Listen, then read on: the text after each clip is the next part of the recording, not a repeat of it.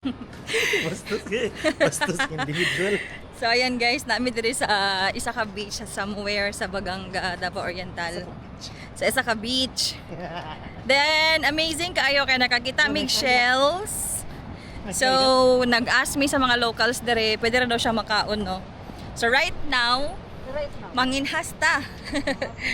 Gagmay guys nga shell pero lami daw kani siya sabaw tamis. So actually nakakuha na mi og sugod. Then amo ang gitapok diri adara. So mo na siyang ipasabaw sa mga locals diri asa kuan. Then asa na siya gikuha guys. Amazing kaayo kay diri ra sa mga bato o dara ay. Pero dili kay siya nga nakadagko ha. Gagmay pa siya nga niyo. Then inigluto daw ani niya. Inigluto daw sa iya ha kay kuan. Mugawas lang daw siya sa Kaya mga antag sabaw. Kasi na daw muna. mugawas lang daw siya sa shell. Dili na siya kanang kuhit-kuhiton. So amo siyang kunan kay para maapod mi kay daghan kay mi karon. Let's find more.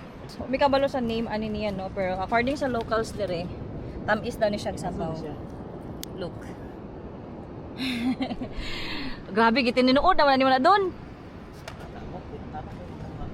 Pero oh, nanuksok na siya sa bato. Makita ra jud siya, visible na siya sa mata. Kuha na siya ka na kamatis at sibuyas daw. Tutot saan? Okay, may mga lingaw. Kaya walay signal diri. Naman siya wifi pero wala pa may naghulog. So yan guys, gabi na jud no. And update sa to ang shell lagi panguha. Dara. Walay bang ko.